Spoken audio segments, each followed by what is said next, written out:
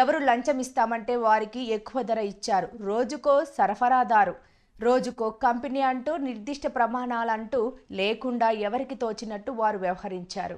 AR dairy అనే సంస్థ ఇట్లా టీటీడీ కానీ ఇటువంటి బల్క్ ఆర్డర్సే కాకుండా వాళ్ళు పావుకిలో ప్యాకెట్లు, అరకిలో ప్యాకెట్లు మామూలు రిటైల్ మార్కెట్లో కూడా అమ్ముతారు కదండి.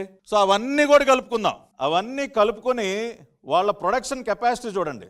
Experience certificate for production of cow ghee at least for 1 year period.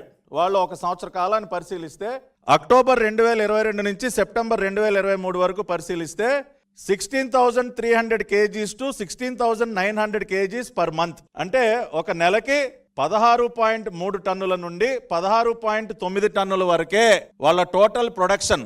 ఏది టోటల్ ప్రొడక్షన్? నెలకి 16 టన్నుల టోటల్ ప్రొడక్షన్ సామర్థ్యం కలిగిన సంస్థకి వీళ్ళు ఏం కాంట్రాక్ట్ ఇచ్చారండి? 1000 టన్నులు.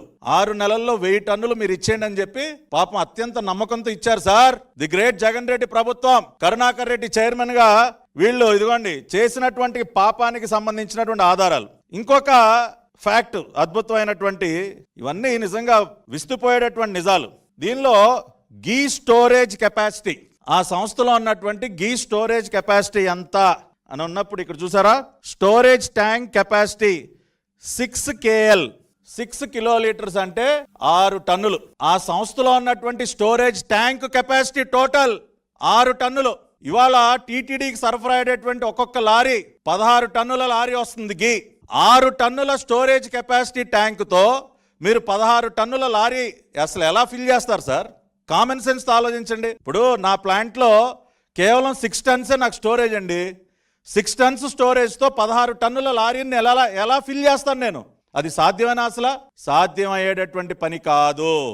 అంటే వీళ్ళకి అసలు నెయ్యి ఉత్పత్తి చేసే సామర్థ్యం లేదు, సరఫరా చేసే సామర్థ్యం లేదు, స్టోరేజ్ చేసే సామర్థ్యం లేదు అని చెప్పి టీటీడీ వాళ్ళ అఫీషియల్ టెక్నికల్ రిపోర్ట్ ద్వారానే మనకి చాలా స్పష్టంగా తెలుస్తుంది. అటువంటి ఒక సంస్థకి ఏ కుట్రలో భాగంగా ఇచ్చారు సార్? ఇది కుట్రగాక, ఇది తెలిసి చేసినటువంటి పాపం కాక ఇంకేంటని అడుగుతా ఉన్నా.